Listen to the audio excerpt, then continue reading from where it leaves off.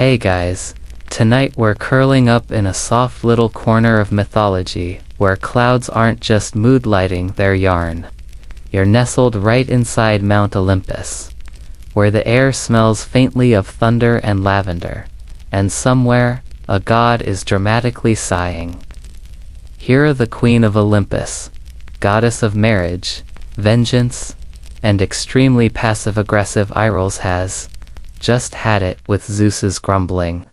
He's stomping around again, muttering about mortals and their terrible altar posture, and lobbing thunderbolts into the Aegean just to let off steam. Normal marital tension. But tonight, Hera's not in the mood to fight. Tonight, you find her pacing the marbled halls in her bare feet, brushing against cool columns, thinking, maybe Zeus just needs a good nap. Something cozy, something divine. And that's when the idea hits her, like a soft puff of cumulus too. The face, she knit him a cloud blanket. Not just any blanket. This one will be woven from the gentlest sky fluff, enchanted with sleep spells, and big enough to cover Zeus's ego. So, before you get comfortable, take a moment to like the video and subscribe, but only if you genuinely enjoy what I do here. I mean, if you hate soothing cloud-based myth recaps, no pressure. Also, let me know your location and local time down in the comments. It's oddly comforting knowing where my sleepy listeners are from down now. Dim the lights, maybe turn on a fan, for that soft background hum. And let's ease into tonight's journey together. You watch as Hera glides over to the eastern balcony, squinting toward the horizon where the early evening clouds stack like soft loaves of bread. She nods once. That one there, a towering cumulonimbus drifting lazily toward Thessaly, looks just about ripe for shearing. Her fingers twitch with anticipation. It's been centuries since she last picked up her needles. Sure, she once tried to cross-stitch the constellations into a cosmic shawl, but that project ended in a tangle of star charts and several very confused astronomers. She steps back inside, brushing past a golden hydria vase, and startling a sleepy nymph napping in it. Hera's voice is barely more than a whisper now. Something soft, something stormproof, something snuggly. The challenge, of course, is that clouds are notoriously uncooperative knitting material. They float, they vanish, they occasionally leak. But if anyone can figure out how to wrangle vapor into cozy geometry, it's the goddess who invented both loyalty oaths and revenge knitting. Back in the Great Hall, a bolt of divine fabric shimmers mid Zeus's latest toga prototype, woven from sunbeams and goat threads. Hera eyes it, unimpressed. Too bright, she mutters. He needs dim. You're not entirely sure when she became an interior design expert, but honestly, you've seen worse impulse projects. Like that time Dionysus tried to make wine-scented wallpaper, and yet, there's something tender in Hera's eyes as she gathers her long gown and heads for her private chamber. Something in the way her hands brush over half-forgotten patterned scrolls and weather-worn skeins of sky-colored thread.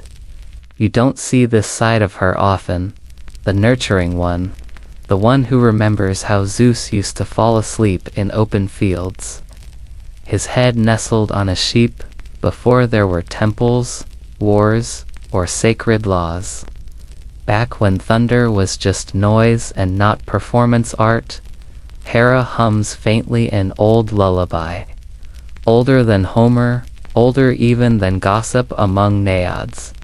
It's the song Titan mothers used to sing to quiet wild skies. Her voice slips between marble cracks like candlelight. Even the air listens.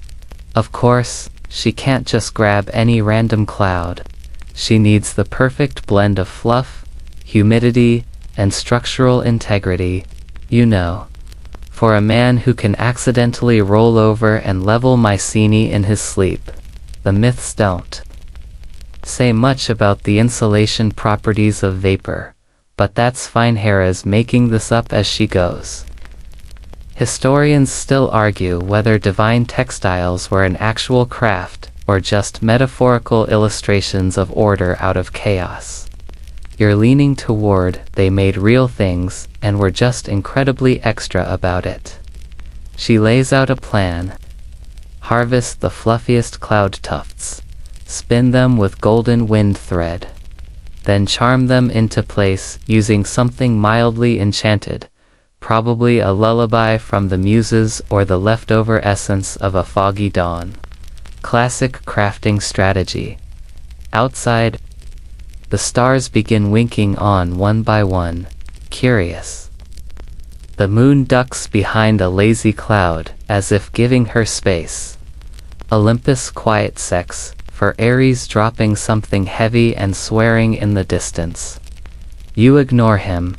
Now Hera opens an ancient cedar chest at the foot of her bed.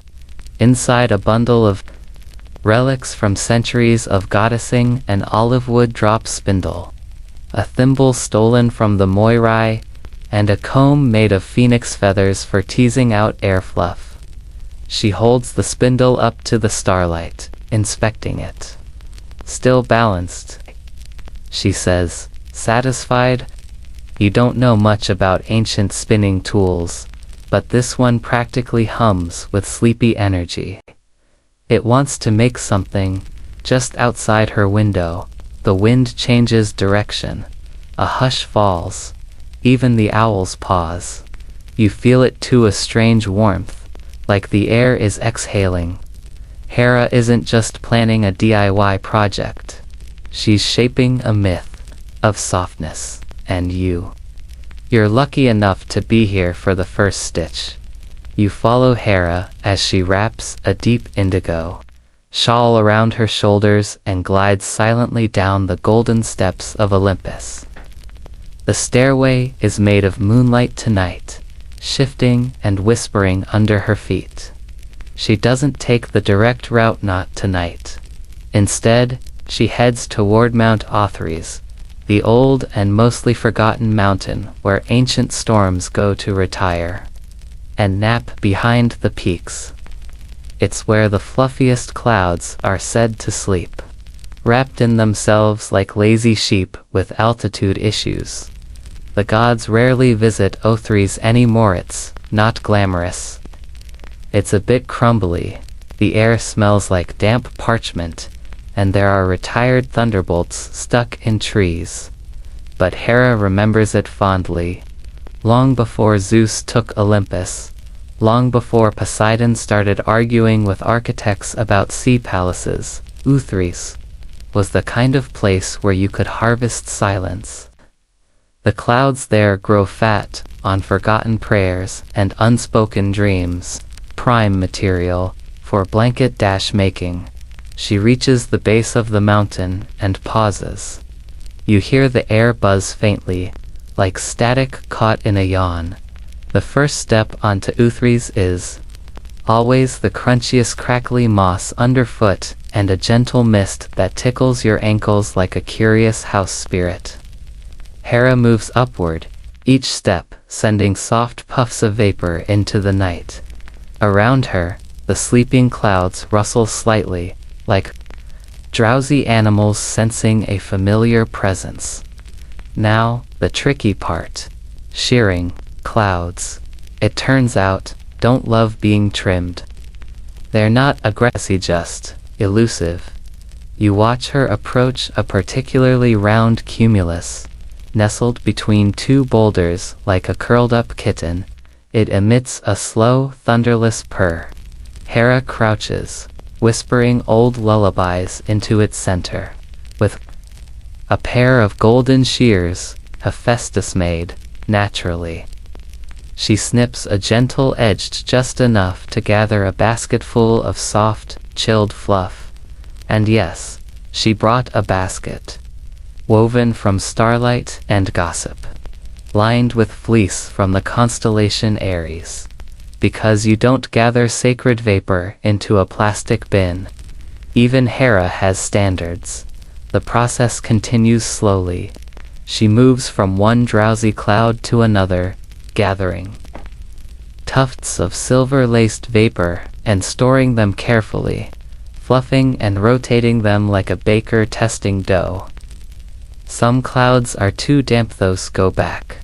Some too thin, like stretched whisper. Those, she brushes aside with a faint murmur of, "Not tonight, darling." She pauses to rest near a patch of Sleepy Sagas that's practically dripping with potential. From her belt, she pulls out a tiny jar. Inside, powdered nectar of sunset, just a pinch of color to blend into the otherwise pale fibers. A few shakes, and the fluff begins to blush faintly with sleepy orange and lavender hues. Perfect for the dream induction border she's been planning in her head. You spot a curious thing while watching. The clouds near Hera seem to calm even more when she touches them. They droop, sigh, and settle into her hands like they've been waiting for centuries to be noticed. It's oddly touching. You hadn't expected this mission to involve such tenderness. But then again, who among the gods is better at turning grand gestures into quiet ones? A few steps away, an old storm cloud grumbles, softly, clearly offended it's being ignored. Hera turns, raises an eyebrow, and gently snips a tiny corner of it out of politeness. "Fine," she says, "but I'm trimming your grump." The cloud puffs with reluctant pride. Somewhere in Thessaly, a mild drizzle begins and ends in 5 minutes flat. As she works, you realize how much this mountain has changed. Once a battleground for titans, now it's a pasture for dreams. Historians still argue whether the ancient Greeks truly believed in specific geographic magical zones, like Athrasor, if the locations were metaphors for inner states. But here, beneath the actual stars and under the sleeping shoulder of the world, you're starting to suspect they were more literal than we gave them credit for. Eventually, Hera fills the basket. The fluff rises like whipped cream kissed by moonlight, lightly steaming from the cold of the higher altitudes. She tests it with a press of her hand. It compresses slightly, then springs back, satisfying. A good base for weaving.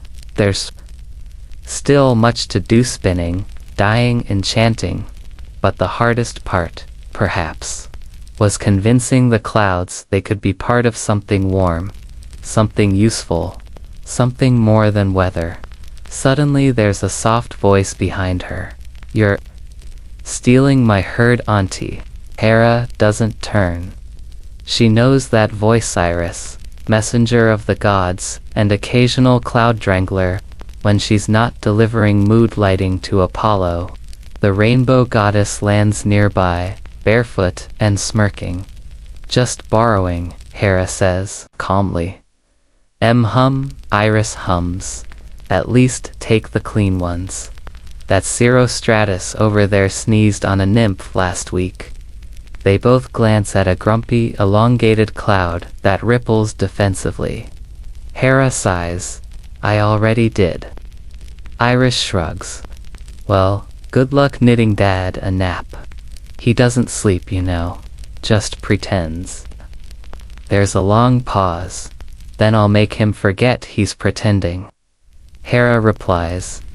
The silence after that is the kind that carries weight. Not tension, just old knowing. You get the sense that Iris won't stop her. And she doesn't. With a flick of her wrist, she sends a breeze to help lift the basket into the air.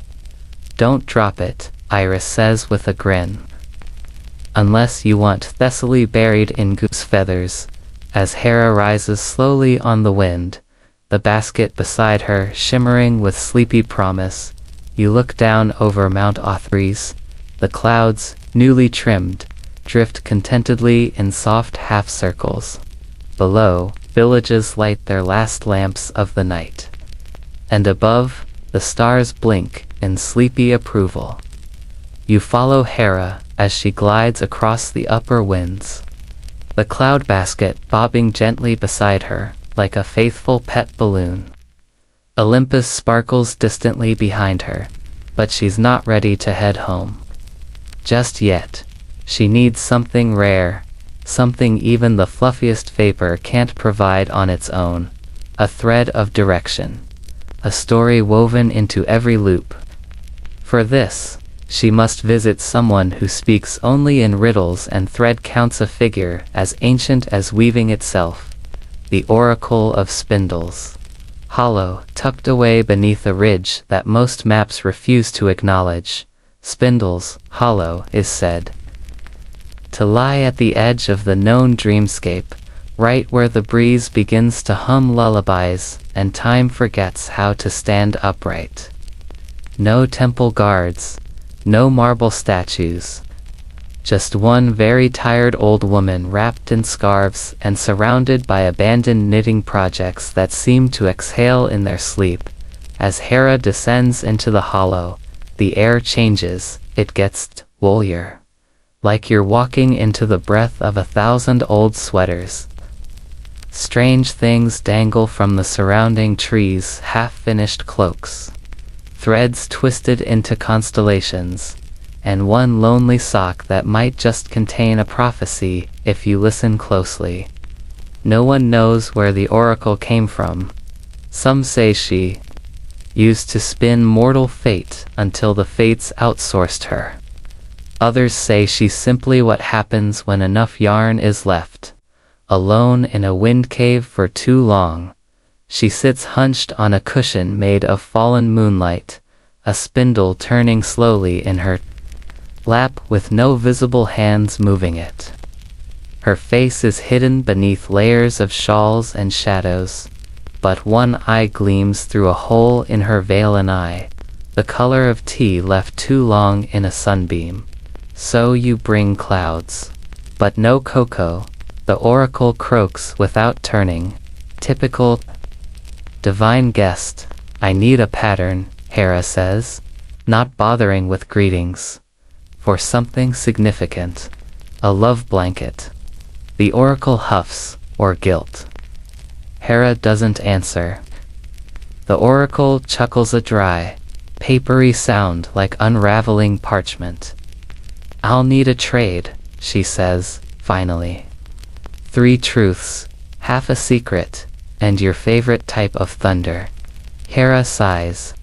This wasn't her first barter with the weird fabric of destiny. 1. He talks in his sleep. 2. He dreams in Latin. 3. He once asked me if I thought lightning was cool right before frying a sycamore. Half a secret. I miss him more when he's kind. There's a pause, and your thunder. The kind that rumbles long after. The lightning, quiet. Slow. The oracle lets out a long breath. Acceptable, barely. She gestures toward a woven mat at her feet. And suddenly, the threads begin to squirm. Shapes emerge, a massive blanket forming in miniature. Folded into loops and spirals, swirling with cloud symbols and arcane notches. It's not just a pattern, it's a journey. You see stitched shapes that suggest memories, woven metaphors for the smell of stormy evenings and the feeling of lying down while the sky grumbles in the distance. Each stitch must hum, the oracle whispers. Not just look pretty. Hera watches as the design flutters briefly in the wind before settling into the palm of her hand as a single glowing thread. It's warm, tingly, slightly sarcastic somehow. She tucks it into her sash. And beware, the oracle adds, raising a bony finger. Blankets speak louder than words. What you knit into them, he will feel. I know, Hera murmurs. Historians still argue whether oracles like this one were based on real figures, reclusive priestesses with textile obsessions, or whether they represented something more symbolic. The unseen threads of choice and consequence tangled into everyday objects. You'd lean toward both. Mostly because there's a pair of mittens behind you whispering about your destiny. Just as Hera prepares to leave, the oracle calls out one last thing. Don't let the pattern repeat more than twice. Repetition breeds prophecy, and Zeus has had enough of those. That's good advice. Especially when your husband has a history of reacting poorly to fate, or defying it entirely. Either or. Hera lifts back into the sky, the hollow vanishing beneath a low blanket of mist. She clutches the glowing thread tighter. The clouds in her basket stir softly, restless perhaps, or maybe eager to become something more than fluff. They've listened to riddles now. They've brushed against prophecy. That's more than most clouds can say. A shooting star streaks across the edge of her vision. She ignores it. Two on the nose as she flies. The wind hums the oracle's parting tune, a half-forgotten lullaby that used to echo in nursery temples. Long before lullabies were out of fashion and gods stopped being soothed by music, Hera hums it back. There's something calming about it, this process. Gathering pieces, turning storms into softness. Hera thinks, for a brief moment, about what would happen if she gave the blanket to someone else. Not Zeus, not a god, just some lonely shepherd curled up on a hilltop. Would it still work? Would it still whisper dreams into their bones? Maybe, but she's already chosen the shape of the warmth, and it has to fit Zeus. By the time she returns to Olympus, the stars are low and yawning.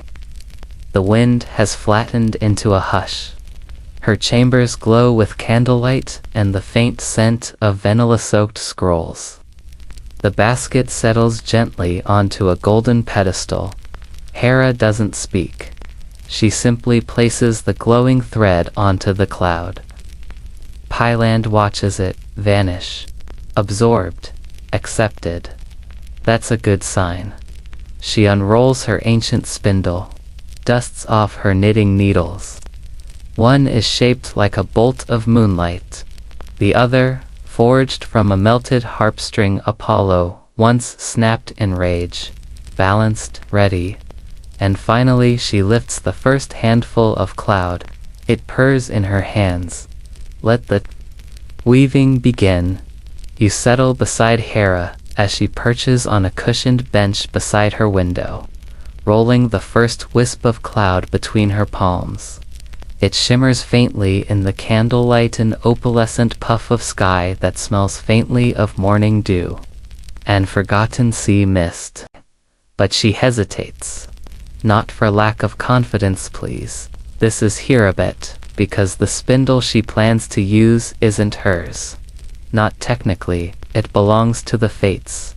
Now you've heard of the Fates: Clotho, Lachesis, and Atropos, the three ancient sisters who spin, measure, and snip the threads of mortal life with the casual air of bored seamstresses working a centuries-long shift. Their storeroom is heavily guarded, magically sealed, and frankly cluttered. But Hera, as queen of Olympus, has her ways. She doesn't knock, she just appears. The storeroom smells like lightning baked into old paper. Threads hang from the rafters in every color you can imagine and several you can't. Each thread vibrates softly, humming with the soft tone of a heartbeat or a lullaby, or, in some cases, a snore. Every thread is a life, a journey, a promise, and in the center of the room, on a plinth, Shaped like a spindle, wrapped in time itself, sits the golden spindle. Not just any spinning toolets, the one Clotho used when she stitched the moon's first tides into motion. It glows faintly, and pulses with potential. Now, Hera's not planning to tamper with fate. She just wants to, borrow the spindle. Very carefully, for crafting purposes only. Surely the fates won't mind if their cousin-in-law uses it for something warm and domestic, right? She tiptoesy across the marble floor, past a pile of threads labeled "Do Not Unravel," and gently lifts the spindle. It thrums once in her hand, sending a ripple of mild annoyance through the air. But it doesn't resist. Maybe even fate gets a little sleepy sometimes. Just as she turns to leave, a soft voice drifts out of the dark. Make sure he doesn't dream too far. Hera pauses. She doesn't answer. She tucks the spindle under her shawl, vanishes in a shimmer of quiet wind, and is gone before any of the threads can file complaints. Back in her chambers, she wastes no time. She nestles into her thunder-proof knitting throne, which we'll talk about soon, sets the spindle upright, and begins teasing the first tuft of cloud into thread. It's harder than it looks. Cloud fibers are slippery, full of static, and occasionally try to reform into weather systems. One puff even attempts to drizzle in protest. But Hera's patient, gentle. Her fingers move with the grace of someone who has written curses and lullabies in the same script. As the spindle spins, the thread begins to appear soft, weightless, and faintly glowing with that divine shimmer that only comes from skyborn material. It coils neatly, absorbing the quiet power of the fate spindle, forming a rhythm as steady as sleep breathing. Hera watches, entranced. This isn't just spinning, it's memory work, a kind of ancient meditation. You feel it too, a slowing of the heart, a drowsy hum building in your chest like thunder, with nowhere to go. Historians still argue whether divine spinning tools were real artifacts or just symbols of power, fate, control, domestic divinity. But right now, as you watch Hera spin literal clouds into yarn with the spindle that once shaped destinies, you don't really care. It's happening. And it's strangely comforting. Now, let's take a moment to admire the spindle itself. It's not merely gold. It's time-hardened gold, crusted with ancient light and speckled with stardust. It vibrates gently, almost imperceptibly, as if remembering every thread it has ever spun. There's a faint whistling sound that comes from the tip when it spins at full speed, like the last sigh of a falling star. Of course, every masterpiece needs a small interruption. Enter Zeus. Not fully, thankfully, just his voice, floating in from another chamber with the force of a mild thunderstorm. Hera, have you seen my weight? What's that smell? Is that cloud? Hera freezes, then calmly fluffs a decoy pile of normal blankets over the cloud basket and mutters, "Ambrosia incense, dear." A pause. "You're not knitting again, are you?" "No, darling, just reorganizing divine fluff." "Ah." His footsteps recede, followed by a low grumble of thunder and a muttered comment about mortals inventing hooded robes and thinking they're special. Hera lets out a breath. The spindle continues its steady rhythm. The thread piles higher in her lap. At one point, a house nymph pokes her head in, holding a tray of tea and biscuits. She sees the spindle and immediately drops the tray. It bounces once on the carpet and lands perfectly upright. not a single biscuit disturbed. She backs out slowly, whispering, "I saw nothing." By the end of the evening, Hera has 4 full skeins of spun cloud yarn light as a secret, soft as dreamfuzz. She labels each with a tiny rune, one for warmth, one for silence, one for memory, and one simply marked for later. She stores the spindle in a drawer behind a false panel next to some old vows, a weather journal from the Bronze Age, and a very tiny harp that once belonged to Eros.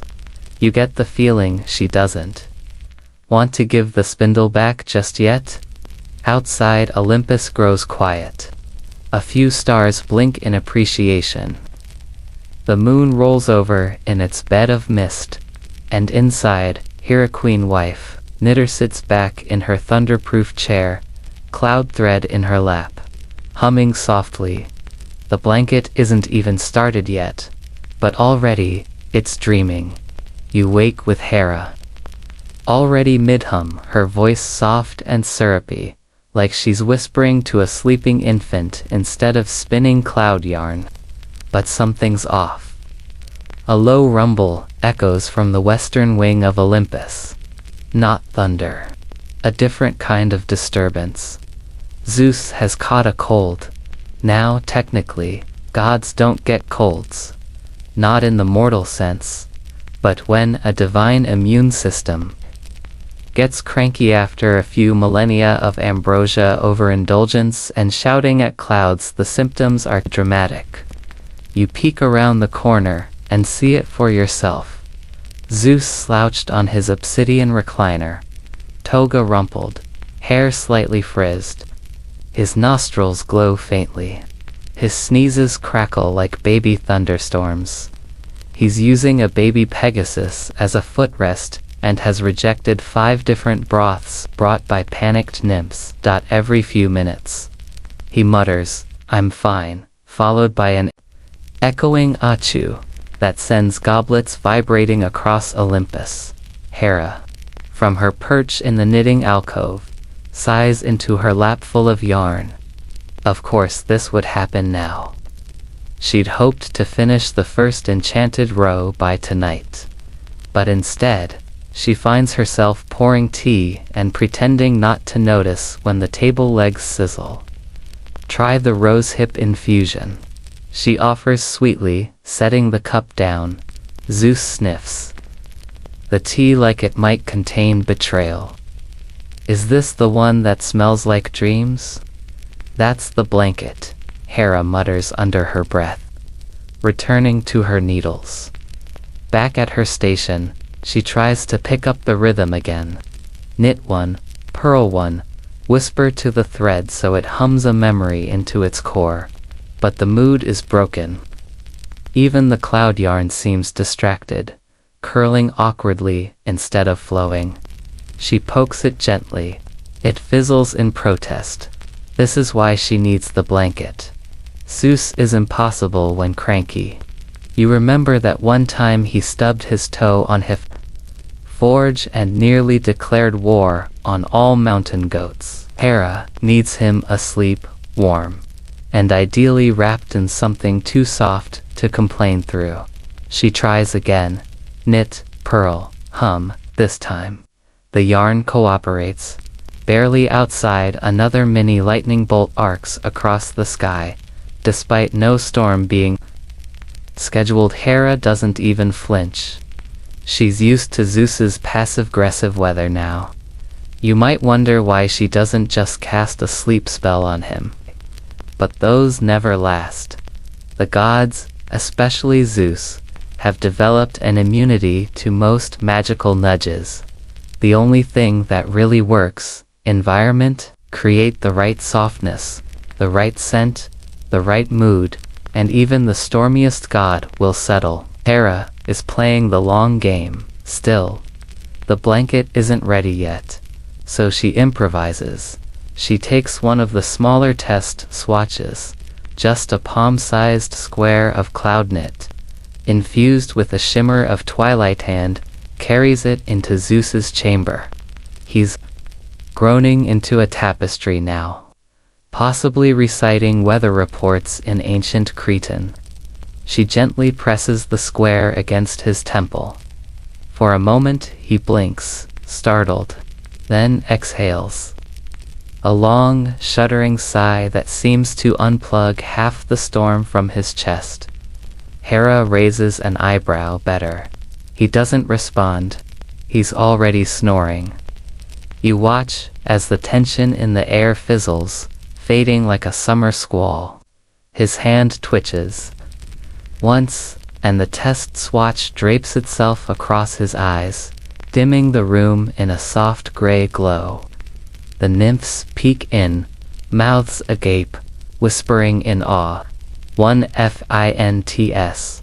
Back in the alcove, Hera allows herself the tiniest smile. One square, barely finished, and it worked. Sort of. Imagine what the full blanket will do.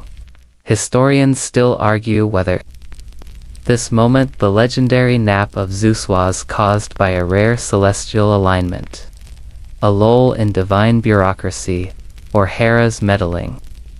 Some scrolls claim it was an accidental lightning coma. But you know better. You saw the stitches. You felt the hum. Now that she's seen its effect, Hera knits faster. Her fingers blur. The yarn dances. Even the spindle begins to spin, on its own. Carried by a breeze that wasn't there moments ago, she adds new rose each, infused with something personal. The sound of temple bells at dusk. The warmth of sun-drenched olive groves. The quiet weight of eternity pressing into a yawn. Every inch of thread carries not just comfort, but understanding. Not love, exactly. Not forgiveness, but something gentler. Something Hera's never been great at naming. One of the fringe threads she spins with laughter, not hers Zeus's. From a time long before war councils and sky rules, it startles her how warm the memory feels. She knots it carefully into the lower corner. As the evening deepens, you notice something else. Her own posture softens. She's not just knitting a sleep aid, she's tracing a story. A quiet message that says, I see you, even when you're insufferable. The house grows dim, lit only by flickering oil lamps and the faint luminescence of the growing blanket. Outside, Olympus settles. The stars hold their breath. Zeus stirs once in his sleep, murmurs something about goats. And Hera keeps knitting. You return to Hera's chamber the next morning, and something has changed. The air is thicker, warmer-like. The inside of a freshly baked fig tart. A soft hum vibrates through the columns. Not quite music, not quite wind. You round the corner to find Hera seated cross-legged in the center of the room, her knitting in her lap, and a very large, very peculiar assistant beside her. Argus. Now Argus isn't your average assistant. He's a giant, sure, but that's not what makes him special. It's the eyes. All of them. Argus has 100 eyes scattered across his body on his arms. His shoulders, even one, awkwardly, on the back of his left knee. Most of them blink, independently. Some nap in shifts. But today, they're all wide open, and every last one of them is staring at a single, chaotic ball of yarn. Apparently, Hera's cloud thread skeins have begun to tangle. Not metaphorically. These yarns are divine in origin, woven from cloud dreams and fate threads, so when they knot, they knot. The entire room looks like it lost a duel with a shimmering spiderweb. Threads loop over furniture, dangle from the ceiling, and drift mid-air like polite ghosts. One has wrapped itself around a chandelier and refuses to come down. Argus is trying to untangle the mess with a concentration that borders on reverent. One eye focuses on the knot. Another eyes the spindle. Two more track Hera's hands as she works steadily. Yet somehow, even with all those eyes, he's muttering. Left over right? Or was it right over destiny? Hera doesn't look up. Argus, if the blue thread touches the lavender shimmer again, we'll get another dream glitch. Noted, Argus says, gently extracting a strand from between two blinking eyes. Also, I think one of the threads is humming my mother's lullaby. That's normal, of course it is. You watch as Hera begins to loop the newly untangled threads onto her enchanted needles. They glint in the light, one of starlight, the other from a harp's string, and make the faintest click as they move, like two sleepy birds, pecking in unison. Her rhythm is slower now, more deliberate. The beginning rows were practical, functional, but these are decorative. They hold the emotions, the subtleties, the ancient art of knitting feelings into form. Today's rows are dedicated to quietude. She adds a stripe of mid-afternoon stillness, extracted from the breath between a lyre note and its echo.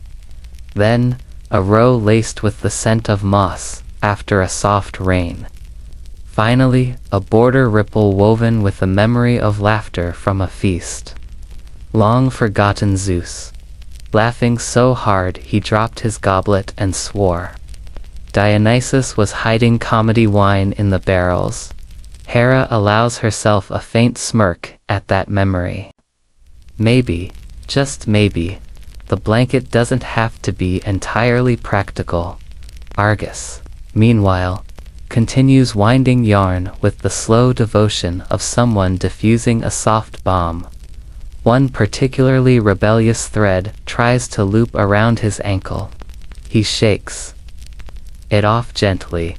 Do all divine threads sing? He asks, his voice low, careful not to disrupt the harmony. Only the ones worth keeping, Hera says, cutting a strand and tying it with an invisible knot. Historians still argue whether Argus was truly a hundred-eyed guardian, or whether his watchful nature was symbolic of the Greek obsession with omniscient judgment.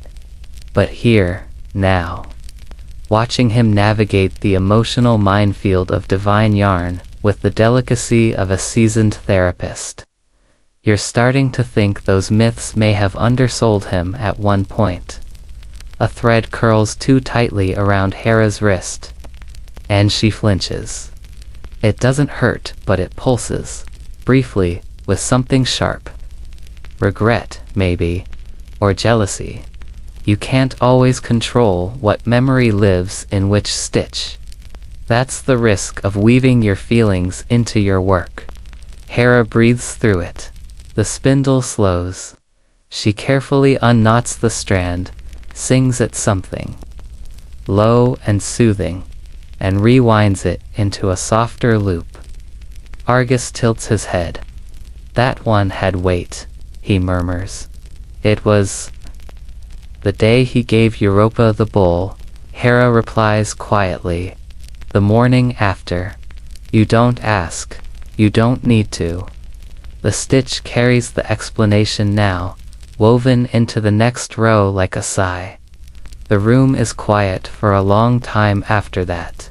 Just the click of needles, the blink of eyes, a rustle of air as the blanket begins to groan, now wide enough to cover a chariot, thick enough to mute the sound of footsteps. It smells like nostalgia, like being held, like myth reduced to warmth. One of Argus's eyes closes just for a moment, another blinks slowly, then shuts. One by one, his eyes begin to dim, not from boredom, from comfort. The blanket is doing something even half-finished. It's projecting its calm. Sorry, he says, yawning from somewhere around his elbow. It's really soothing. Hera smiles. That's the idea. Eventually, Argus slumps gently against a pillar, half wrapped in a curl of lavender thread. His breathing slows. All eyes closed. Hera doesn't stop knitting. She simply leans back, adjusts the blanket in her lap, and keeps stitching the next row. Silence. Outside the wind stills.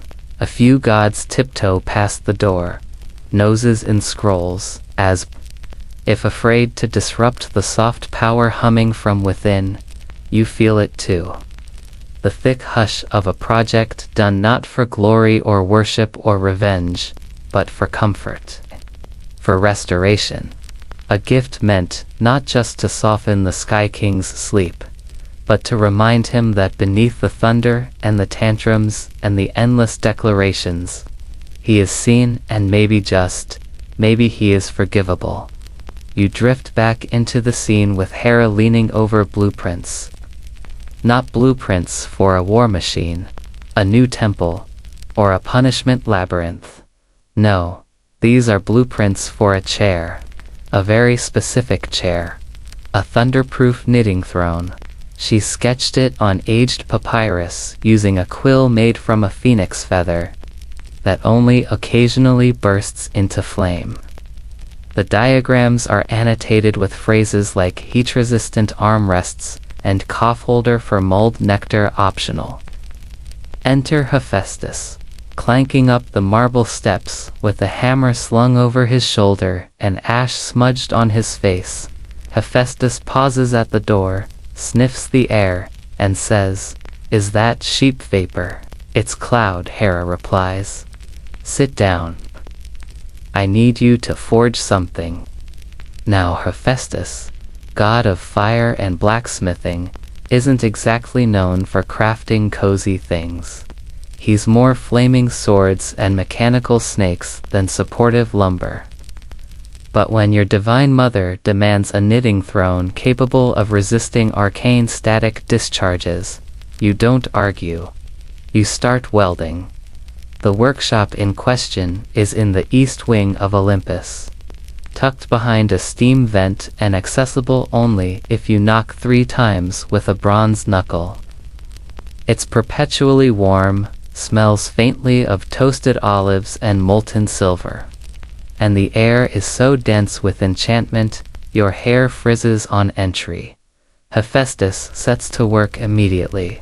Sparks fly, you duck. His anvil hums with the energy of 1,000 failed Trojan defenses. And yet between hammer swings, he listens. She's really making him a blanket. Yes. With cloud, yes. For Zeus, Hera doesn't answer. The silence is pointed. He nods. Right? Well, let's make sure your chair doesn't burst into flame when the yarn remembers Troy. As he works, Hera sketches design. Upgrades on a floating scroll, reclining backrest, hidden yarn compartment, and a magical footrest that plays lullabies when pressed. Hephaestus raises one eyebrow, but says nothing. He's forged weirder. Like that time Dionysus requested a self-pouring wine chalice with mood lighting. Soon, the basic frame is done. Obsidian legs reinforced with tempered thunder war, padded with cloud felt. The arms are wrapped in storm leather, supple and dark, able to ground minor emotional outbursts. Best of all, the knitting tray levitates. Hera tests it with a flick of her finger. It spins gently, then halts. She sits, and for a moment, everything settles. The chair holds her perfectly, cradling but firm. Like a hug from someone who remembers your favorite myth. The yarn flows more easily now. No more tangles. No more rebellious puffs trying to loop themselves into accidental weather. She begins knitting again, letting the blanket take shape in her lap. the fabric now long enough to drape down the side like a sleepy waterfall. And then it happens. The chair sighs. It's not loud.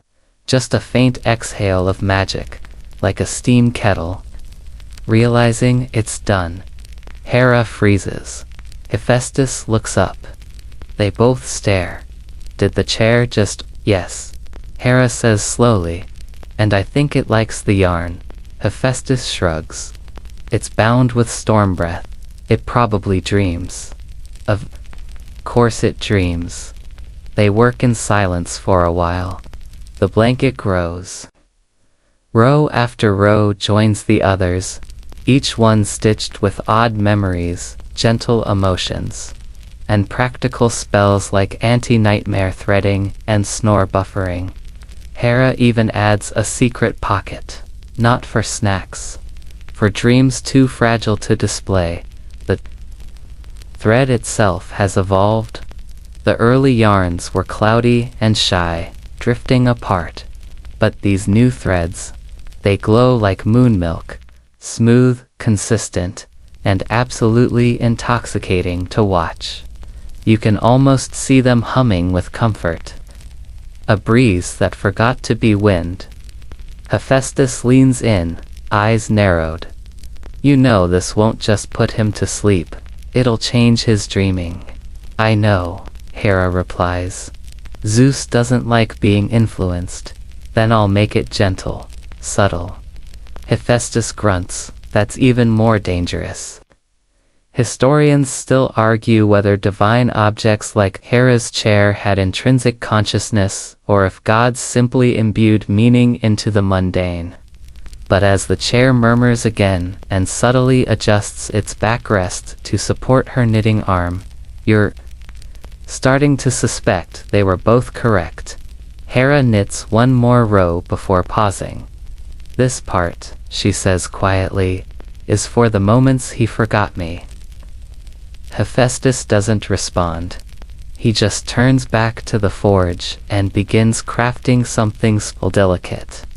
You glimpse it only briefly, a clasp, cloud-shaped, fitted for the edge of a blanket. Something to hold it closed when wrapped around a storm god's shoulders. When he finishes, he hands it to her without a word. Hera touches it gently. It purrs. She stands from the chair. The blanket ripples slightly, sighs through its loops, and folds itself neatly across her arms. It's still not finished, but it's no longer just yarn. It's becoming presence. A sleeping place stitched from myth and longing. She places the clasp beside it. And for the first time in centuries, Hera says, "Thank you, Hephaestus."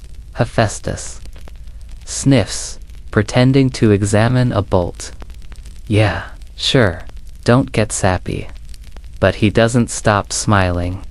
Even when she vanishes in a shimmer of fabric-scented air. Back in her chamber, the chair waits. Still warm. Still dreaming. And so is the blanket. You drift back into the golden light of mid-afternoon, just as Hera receives her least expected visitor of the week, Aphrodite. She doesn't knock, she never knocks. She glides in with the confidence of someone who once declared a clamshell an acceptable mode of transportation and got away with it today. She's dressed in a wrap made of gossamer wind and unapologetic sequins. Her hair trails behind her like a love letter written in perfume. And in her arms, a basket filled with yarn so glittery, you're momentarily blinded. I brought sparkle thread. She sings, as if that explains anything. Hera looks up from her nearly completed third panel of the cloud blanket, eyebrows arching into an unamused mountain range. You brought what? Sparkle thread, Aphrodite repeats, bouncing slightly on her toes, to add pizzazz. There are many things Hera is willing to tolerate in silence. Thunder tantrums, immortal paperwork, Poseidon's ongoing feud with coastline aesthetics. but unsolicited glitter in her carefully balanced emotional textile project. That might be a line too far. You do realize this is meant to be a sleep blanket, Hera says slowly, setting her needles down. Not a costume for Helios's birthday, but imagine the dreams. Aphrodite purrs. Shimmering, iridescent, slightly suggestive. No, Hera says. And then again, for good measure, no. Aphrodite sighs, dramatically, like someone denied her rightful place in the chorus of a tragic opera. She flops onto the nearest divan, which instantly smells like roses. You never let me help. You set fire to my last tapestry, Hera. Reminds her, I enhanced it with passion. It was a map of creeks. They sit in silence for a moment. Hera resumes knitting. Aphrodite watches, tapping her chin with a fingernail that glitters even in the shade. After a beat, she leans forward. You know, she says, tone suddenly softer, you could stitch in a few love threads. Hera doesn't answer. Not the big dramatic kind, Aphrodite goes on, voice gentler now. Just the little ones, the quiet pieces. Like that night you sat with him in the Thunder Garden, remember? When he told the clouds to hush so he could hear you breathe. A thread twitches in Hera's lap. Aphrodite smiles. That memory would make a lovely trim, and you see it then, the tiniest glint of understanding passing between them, because love isn't always doves and roses and dramatically abandoned ships. Sometimes, it's sitting in silence while someone snores beside you louder than a dozen cyclopes. Sometimes, it's making them a blanket when you'd rather curse them into a pillow. Aphrodite, to her credit, doesn't press further. She pulls a smaller skein from her basket, not glittery this time, but a soft, peachy shimmer that seems to pulse like a quiet heartbeat. It's called heartstring, she says. Made from whispered apologies, Hera takes it. Just a small length, just enough to edge the corner. Historians still argue whether Aphrodite's so-called enchanted threads were literal materials or metaphors for romantic intention. But the soft glow that curls around Hera's fingers as she works this new thread into place suggests it may be a little of both. You could stitch in a little chaos too, Aphrodite muses aloud. Zeus thrives on just enough disruption. I already included a row that smells like indecision, Hera replies, not looking up. Oh, that'll do nicely. For a moment, they work together. Aphrodite untangles a ribbon of joy memory, hands it over without a word. Hera knits it into the base. A small patch on the blanket brightens, then settles against till gentle. Still sleepworthy, but now with the tiniest undertone of laughter. A shared joke. A warm day. The blanket is growing quickly now. The fabric stretches across Hera's lap like a sleepy cloud unfurling across the sky. And you can sense how close it is to completion. Rows that began with silence and starlight are now infused with whispers of emotion, tucked so subtly you'd only feel them if you dreamed in layers. Aphrodite rises to leave. Before she goes, she tosses one last bundle of yarn onto the divan. What's this? Hera asks. Backup shimmer. You know, in case you get sentimental. I won't, you might. I won't. But as Aphrodite disappears in a waft of cherry blossom wind, Hera sets the shimmer aside, neatly, just within reach. Later, when no one is looking, she adds a tiny loop of it to the very edge of the hem. Just one. For balance, you find Hera standing, On the edge of the world. No, really. Not a poetic edge, the actual one, where the sky drapes itself over the curve of the horizon, and the sea below whispers secrets it's too shy to tell in daylight. This is where Oceanus ends and dreams begin, where color is born, and where Hera, cloud blanket tin progress draped over one arm, has come to dye her yarns in the oldest pigment there is, twilight. She steps onto a narrow path of floating one, a different shade of ancient sunset, worn smooth by centuries of gods coming here to think, or argue, or turn into birds. The basket on her arm holds uncolored threads, pale and translucent, their softness almost too ghostly to touch. They shimmer faintly, waiting. Now you might assume divine yarn dyeing involves vats. Tongs may be a bubbling cauldron or two. Not quite. Hera kneels at the edge of a gently steaming tide pool where twilight collects like syrup. It's thick with color mauves, dusty peaches, blues so tired they've given up arguing with indigo. This pool doesn't reflect it, remembers. Each swirl is a story fragment, a dream that ended gently. Perfect for dyeing something meant to soothe. She dips the first skein. The color soaks in instantly, like the yarn recognizes the shade it was always meant to be. Soft lavender spreads through the fibers, veined with silvery whispers that look like distant memories, as the yarn dries in the open air, suspended from invisible threads that hum, like lullabies. You notice the colors deepen with time. What begins as pink becomes rose mist. What starts as soft gray darkens into thundernap blue. These aren't mortal dyes, these are moods. Hera works slowly, methodically.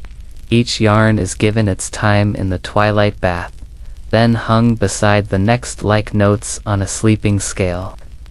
Occasionally she hums soft, forgettable tunes that tug gently at your ribs. Somewhere above, a passing wind spirit drifts too low, sniffs the air, and instantly curls up beside a warm rock, snoring. The dye is working. Historians still argue whether the ancient Greeks actually believed in chromatic magic colors that held memories, emotions, even personality, or if this was poetic exaggeration for dramatic effect.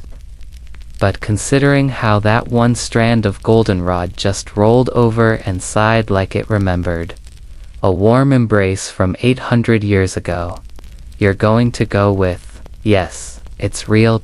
Now. Not all of Hera's yarns take the dye evenly. One stubborn bundle refuses to absorb anything at all. No matter how long it steeps, it remains stubbornly pearl white. That one's stitched with his pride, Hera mutters. Of course, it resists change. She leaves it in longer. Another skein turns a soft, strange shade of green, the exact color of spring grass right before it stepped on. Hera doesn't remember what memory it holds, but she keeps it anyway. Not every emotion needs a label. Once the skeins are dry and humming softly to themselves, she bundles them back into the basket with reverent care. As she does, the clouds around her begin to shift.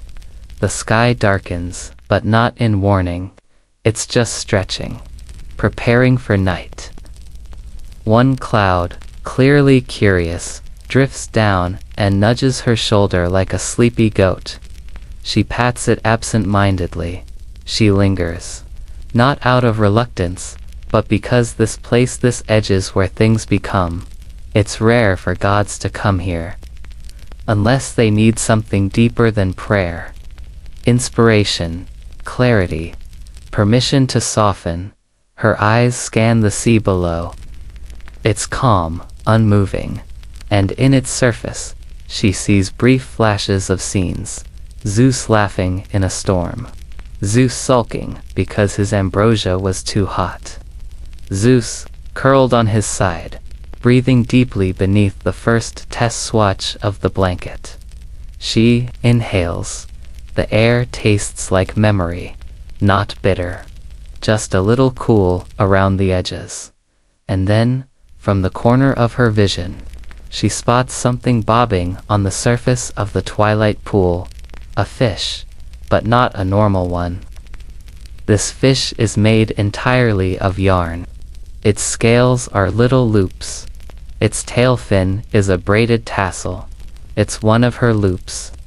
One she must have lost earlier.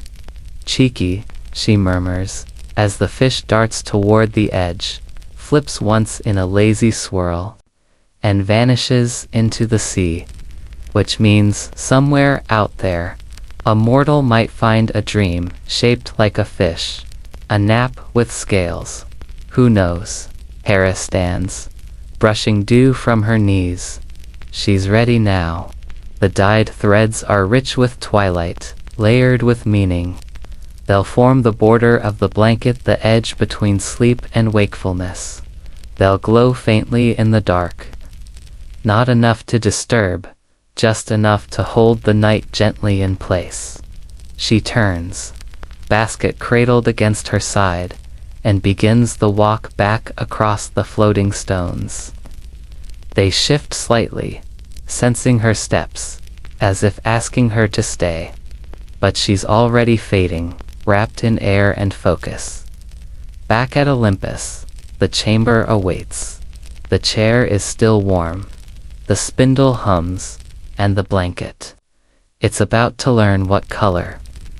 Feels like at some point, perhaps after the 7th or 8th time you've watched Zeus misplace his lightning bolts in the vegetable basket, Hera decides she needs advice. Not from a god, heavens no.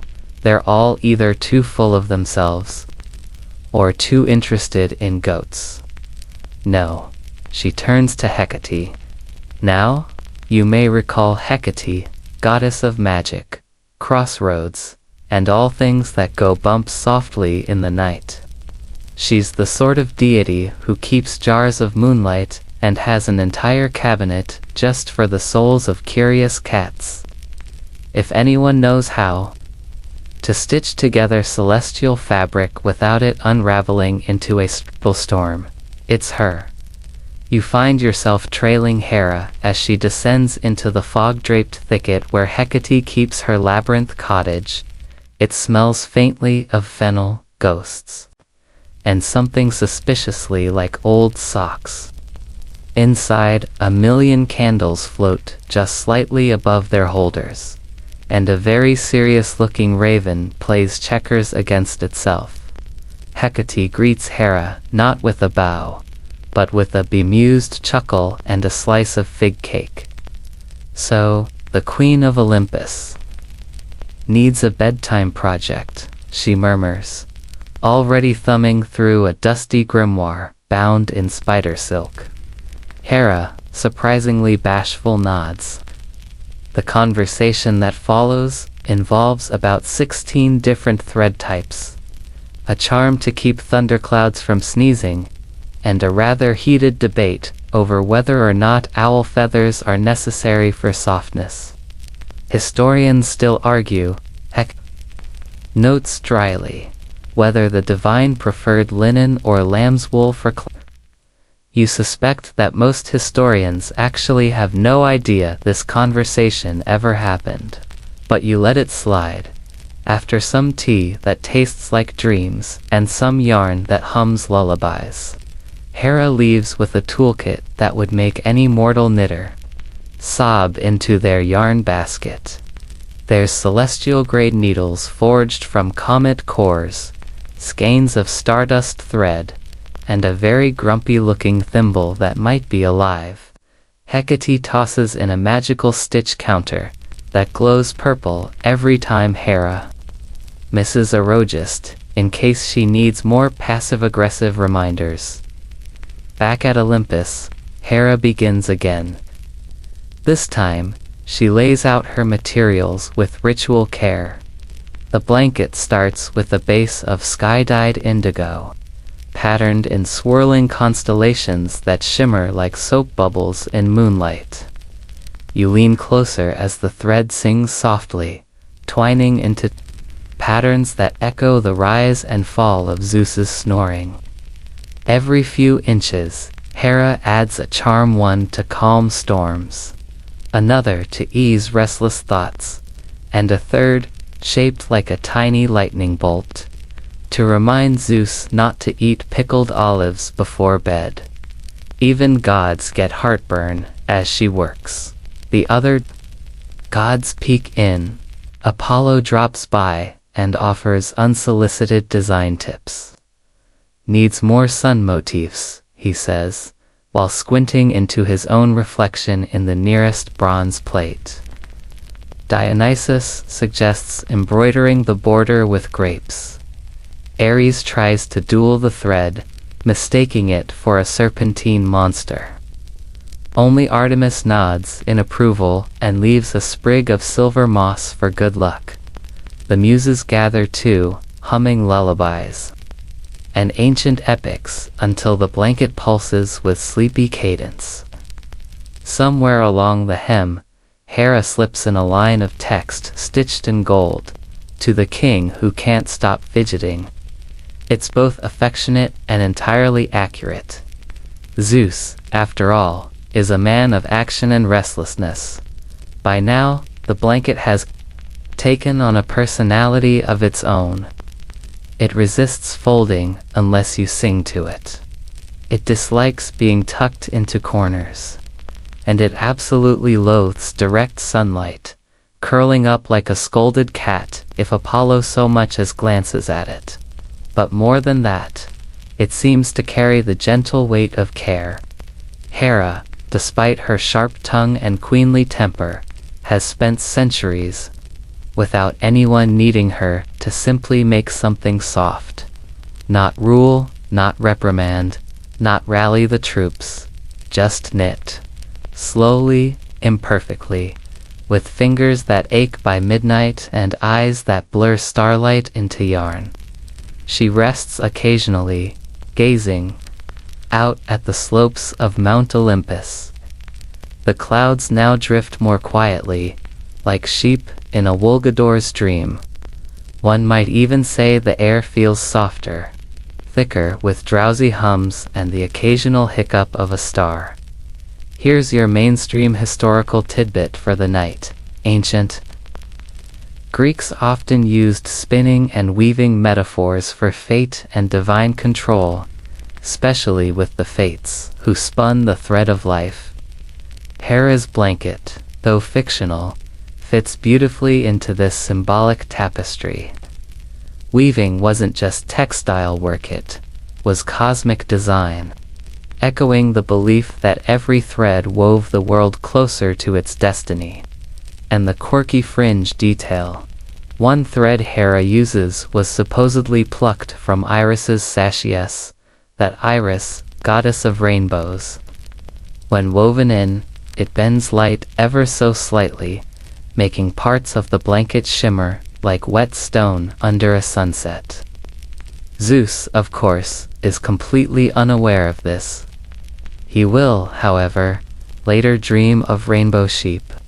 You've been warned, you doze slightly, as Hera pulls the final length of thread through the clouds, tugging it snugly against a motif of olive branches and moonlit hills. The blanket isn't quite finished, but it's closer now, full of trial, tenderness, and a slight smell of fennel from Hecate's tea. And the cloud finally took form, not quite round, not quite square sort, of like a woolly puzzle piece that didn't want to commit. You squint at it, sitting now like a sleepy puff above Zeus's head.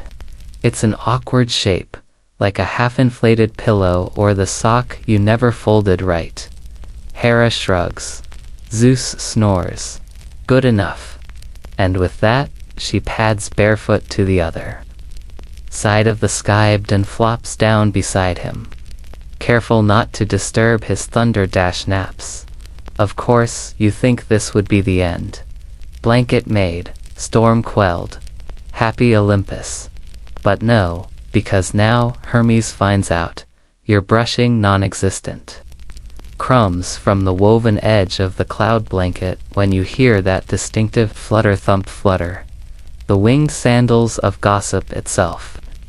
Hermes, messenger of the gods, patron of deadlines, travelers, thieves, and apparently airborne textiles, swoops in like a nosy magpie. "Oh," he says, voice oozing smug. "Is that what you've been knitting?" You sigh. Hermes does a slow fly around. It's not regulation cumulus. Bit saggy on the left. Zeus approved. You try not to toss a lightning bolt at him, which is tough, considering he just lifted one edge of the blanket like he's inspecting a hotel duvet. Historians still argue, Hermes says in mock seriousness, whether this cloud violates aerial uniformity statutes. And there's your quirky tidbit, right on Q.C. Fringe myth suggests Hermes once tried inventing cloud scooters. Didn't go well. Pegasus boycotted them. Zeus banned them. And since then, Hermes has quietly loathed all non-sanctioned aerial gear, including, now, your blanket. You tell him it's fine. Zeus is asleep. The blanket's done its job. Go away. Hermes doesn't go away. Instead, he circles slowly and mutters. You know who'd love this? The mortal poets. I bet Sappho would write a whole verse on Hera's heavenly knit. You stifle a groan. That's all you need. Every poet from Lesbos to Attica, romanticizing your domestic side. Eventually, he flits off, but not before leaving a tiny winged note tucked into the edge of the blanket. Nice pearls. Watch for cloud shrinkage. You roll your eyes and incinerate the note with a flick of divine irritation. But the problem isn't Hermes. Not really. The problem is that other gods have noticed. Specifically Hephaestus. He's the divine smith, the forge guy. And let's just say, not thrilled that you've created a functional product without consulting the union of divine craftsmanship. You're halfway through folding a corner of the blanket, a futile act. It refolds itself back to fluff every time when storms in with soot-stained eyebrows and that wobbly limp of his. You made what? He bellows. Out of what? You brace yourself. He sits down, dramatically, on the edge of a nimbus and mutters about thread tension, heat conductivity, and the forgotten ancient art of storm weaving. Apparently, once upon a time, there was a guild of cloud knit. Gone now, but Hephaestus still has the schematics somewhere. Maybe, under a pile of moldy blueprints and a half-melted bronze toaster he never finished. You offered to show him the stitches. Maybe he'll stop sulking. He doesn't. He huffs, adjusts his tool belt, and sighs, fine. But next time, you consult the forge department. Divine textile safety is not a joke. You nod, whatever. It's easier that way. And just as Hephaestus floats off in a literal huffies, riding a little forge cloud, smells like burnt cinnamon, Athena drops in. She doesn't say much at first, just folds her arms, looks down at the blanket, raises one majestic brow, function over form. She asks, you nod. Warmth over symmetry. Athena tilts her head, then finally sighs. Passable. Not my style, but passable. Which, from the goddess of wisdom, is the equivalent of a standing ovation. She walks the length of it, pokes at the cloud pearl work with the tip of her spear, and asks you a question that genuinely surprises you. Did it work? You glance over at Zeus, still gently snoring, lightning whiskers twitching. Yeah, you say. It did. Athena nods once and leaves. That's it. No lecture, no critique, no riddle. She even leaves behind a single owl feather, which flutters onto the blanket like a secret seal of approval. Still, you're tired. The divine politics of bedding are exhausting. You wrap yourself loosely in a thin puff of cirrus and sink onto your own part of the bed cloud, trying to close your eyes and ignore the faint, smug echo of Hermes humming somewhere near the horizon. But before you fully drift off, there's one more knock. Well, not a knock, more like a swirl of twilight mist, and there stands Hecate, goddess of night paths, crossroads, ghost dreams, basically queen of the bedtime realm. She doesn't step closer, just stands in the shadows, her face half lit by a sleepy crescent. Moon, I see, she says softly. You've woven comfort where there was once thunder. You say nothing. She steps forward, her voice a little lower. That's not a small magic, Hera. That's the oldest kind. She reaches down, touches the edge of the blanket with her night-dark fingers, and you see a shimmer pass through it. Visible some soft enchantment, maybe an extra layer of calm, or a pinch of dream dust. Hard to tell. And then she's gone. No pomp, no thunder, just silence, which, for Olympus, is as rare as a unicorn with allergies. You lay your head back, the blanket rustles softly. Zeus exhales a peaceful rumble. You've done it. Maybe not perfectly, maybe not by the scrolls, but still you've made something warm out of clouds, something sleepy from a sky full of drama, and for now, that's enough. You head north, following the sound of distant wind, through a grove of laurels that Zeus once gifted to a mountain nymph who was allergic to thunderstorms. Or so they say. The leaves rustle like whispers, and just as you nearly forget what you're doing here, Hera emerges not in a puff of lightning or fanfare but walking quietly along the edge of a misty ledge, dragging something behind her. A long thread of silver cloud yarn unravels from her fingers, stretching behind her like a river that forgot how to flow. She pauses, inspecting the softness, sighing when it catches on a bramble. It's not easy crafting a blanket fit for the king of the sky, especially when the clouds keep drifting apart like squabbling toddlers. She mutters under her breath about sheep-shaped cumulonimbus patterns, and you realize she's trying to embroider lightning bolts into the design, even though thunderclouds are notoriously difficult to tame. The nymph Echo, yes, that one watches nearby and occasionally repeats Hera's complaints in an annoyingly accurate tone. You learn that this particular cloud blanket is meant not only to warm Zeus's perpetually aloof shoulders but also to quiet his dreams. Apparently, the king of gods talks in his sleep, loudly.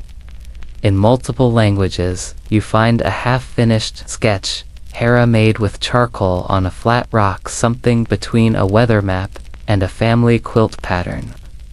Thunder stitched here, rain drizzles embroidered there, with a border of laurel leaves and one tiny, angry peacock glaring in the corner.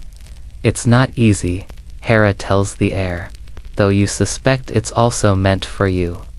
He dreams of past lovers and forgets my name when he wakes up.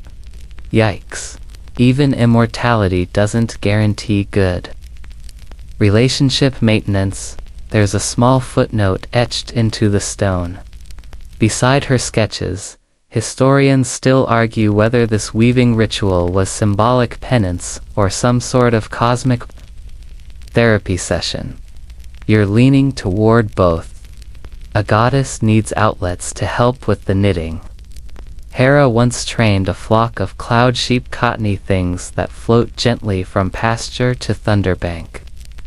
They're supposed to follow a rhythm of music, and in theory, the clouds they produce are infused with the songs they hear.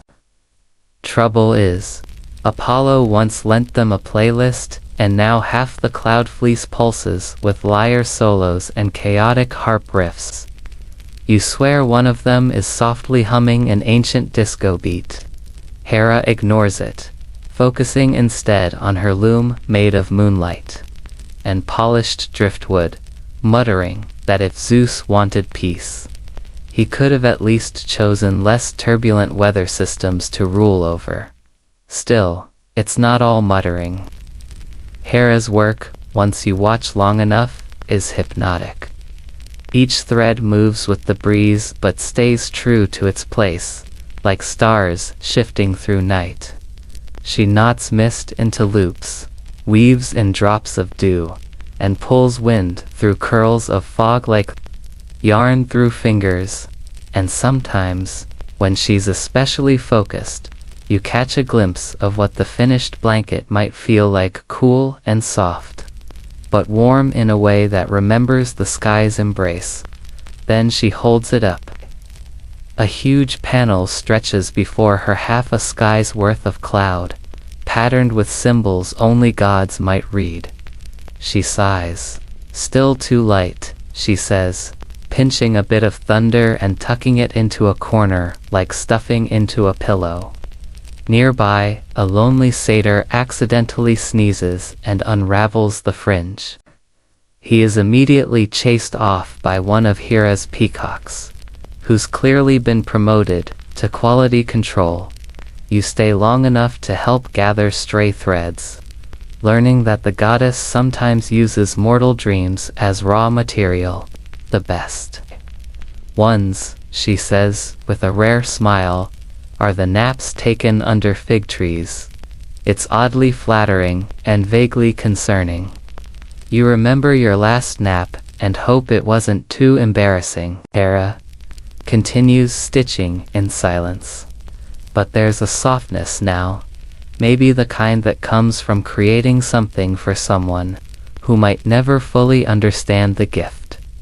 One of the sheep bleats and a puff of dream cloud floats your way.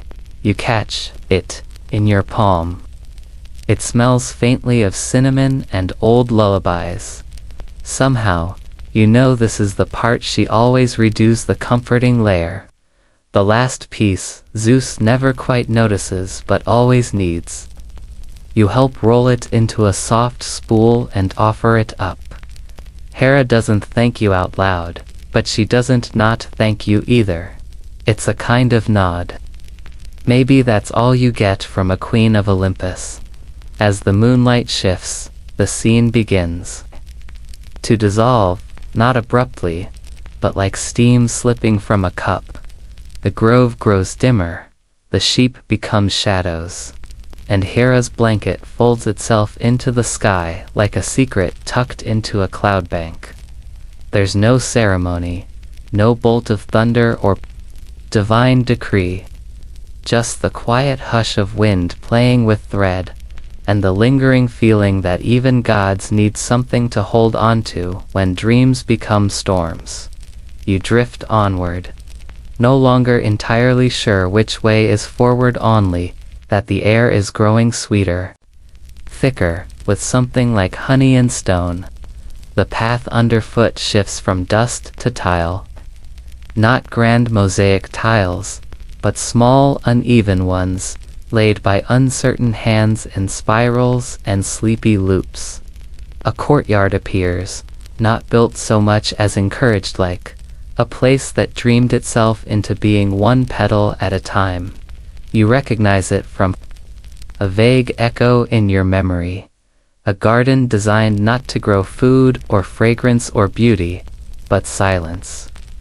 This was once the sanctuary of Serapion. the Egyptian priest who believed the gods whispered best through the soft hiss of beetles on sand. He built the Garden of Night Crops. And what a strange place it is. Here, you find only plants that bloom under moonlight and make no sound as they grow. The leaves are pale as ash, their shapes rounded like sighs. Nothing rustles, not even your footsteps. In fact, the only noise is the occasional soft chirrup of a night moth brushing past a stone bell, silent in sound, but resonant in feeling. Serapion believed that silence was not an absence, but a channel. Noise, he once wrote on a tablet buried under the fig tree, is just the mortal crust. Dreams happen beneath. You reach out and touch a vine winding across a broken sundial, and you feel it twitch ever so slightly, not afraid, but aware of your presence, as if it too is dreaming. The fruit on this vine is pale green, nearly translucent. Dream fruit, they called it, said to calm the spirit without ever fully letting it sleep. Not a sedative, but a float. You wonder what it would taste like. The garden is filled with strange arrangements. Circles of stone carved with phrases no one translates the same way. One tablet reads, "She waits in the last breath of the night." Another, "Where crocodiles dream, the stars blink slower." You don't ask questions anymore. You just listen, not with ears. With your quiet dot, in the middle of the garden is a well not deep, not dry. It's shallow, ringed with obsidian shards, and full of black water, so still it reflects the sky too clearly. You kneel beside it, not to drink, just to see what it shows. The reflection stares back, and there are crocodiles floating across the surface, not real ones, not even metaphorical ones, memory-shaped ones. You see the dreams of those who slept nearby, generations of priests, travelers, even one lost cat whose name is still whispered by beetles. The water has been touched by centuries of slumber, and now it holds the dreams in layers like sediment. The garden seems endless. Each corner hides another alcove, another quiet ritual, a slab of clay where sleepy prayers are scratched in backward, a single ankh-shaped flame burning with no fuel, a statue of a crocodile, but its eyes are shut, and it's wearing a collar of moonstone beads. You pass a tree with fruit that never falls, and another whose leaves curl inward when the wind stops, as if listening to what the air forgot to say. You sit beneath a fig tree where a priestess once taught novices to breathe like the Nile flows. Slowly, steadily, always towards sleep. The air here doesn't just fill your lungs, it slips between your thoughts, weeding out the weeds, pulling dreams from your ribcage like tiny silver threads. You almost nod off entirely, but something shifts, a breeze, a hush. Then a beetle scuttles over your toe, pauses, and continues toward a small mound of earth.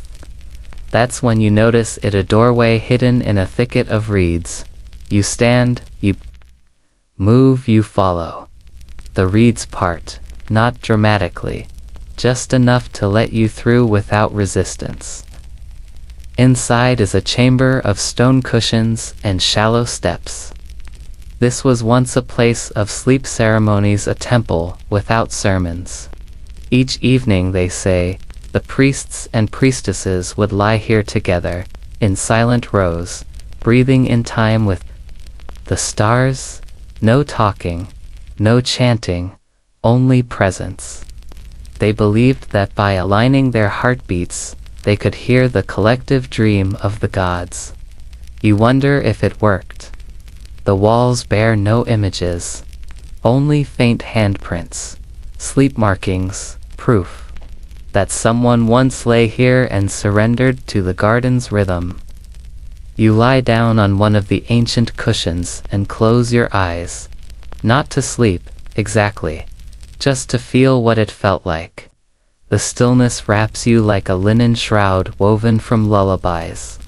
You don't dream, but you remember what dreaming feels like, and maybe that's better. You rise before you need to. The garden doesn't trap you. It simply releases you slower than the world outside. A final blossom unfolds behind you, a soft white lily never touched by sun. Its petals shaped like the gentle question, where do your dreams go when you forget them? No answer, just silence. And the breeze by now, you don't quite walk, anymore you drift. The boundary between your body and the path has thinned, blurred like ink soaked into papyrus. You pass into a final chamber, not marked by doors or gates, but by a change in the air. It smells of lotus and thyme soft, humid, with a sweetness so old it doesn't ask for attention.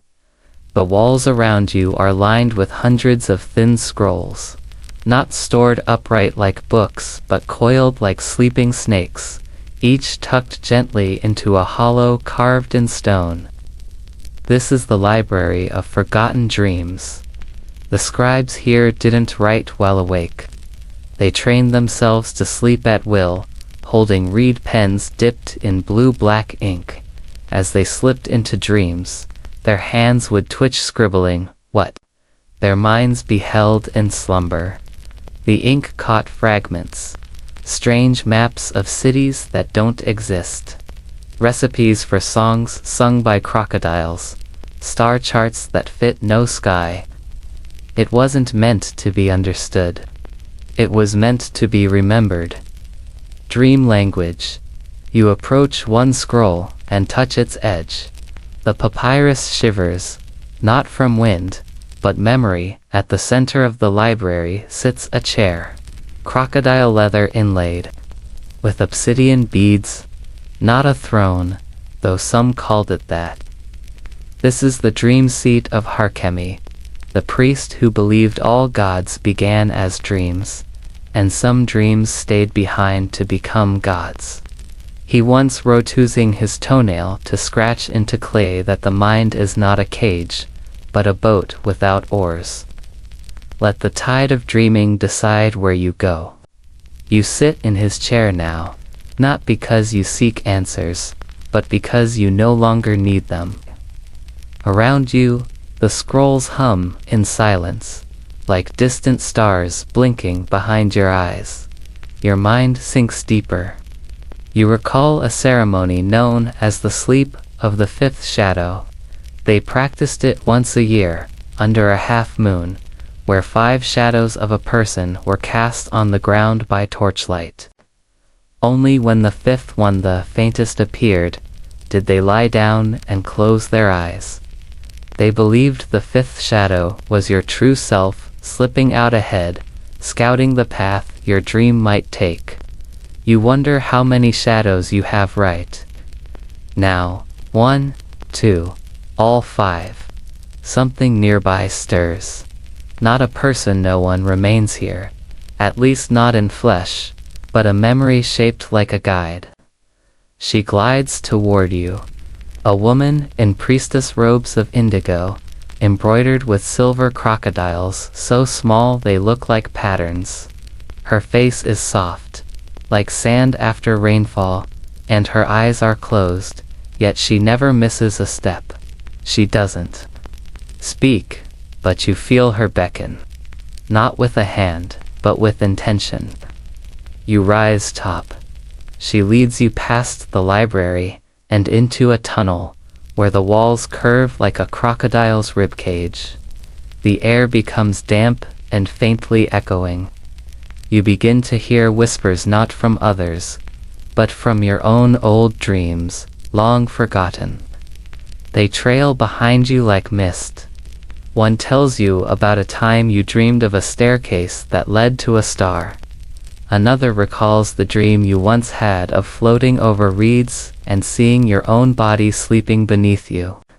You'd forgotten these until now. But they never forgot you. At the tunnel's end, you find yourself before a pool. Not wide, not deep, but still, very still. The surface does not ripple, even when you breathe near it. This is the mirror of Sobek's silence. The crocodile god, once feared for his violence, was also the guardian of dreaming waters. They say he built this pool in secret, not for worship, but for rest. It was said that if one stared into the pool long enough, they would see the dream the gods were having about the world. Not a prophecy, just a glimpse of how things feel to a god, half asleep. You kneel and look. At first, nothing. Then slowly, shapes emerge. Not visions, emotions, shaped like places. You feel a valley of peace, a storm that's forgotten how to be angry. A crocodile floating on a lazy current with a beetle resting between its eyes. You realize this isn't what the gods dream about the world. It's what the world dreams about itself. The priestess nods once and vanishes. Not dramatically, not suddenly, just as a mist dries when the sun rises. You are alone again, but not empty. You look one last time into the mirror and see your own reflection, no longer quite you, but something gentler, something sleepier, something ready. You rise slowly. The path is still behind you. The dreams, the whispers, the garden, the tiles, the scrolls, they don't disappear. They simply wait. They always have. You walk away from the chamber, not toward escape, but toward return. The crocodiles do not follow. They do not need to. You carry them with you now, not in fear, but in understanding. As you reach the edge of the temple, the air changes. Softer, simpler. The world you knew is still there, but quieter. You look over your shoulder once, just once, and swear you see the faint shimmer of scales in the sand. Not real, but not imagined either. And then, with the hush of 1,000 years exhaling, you step into sleep.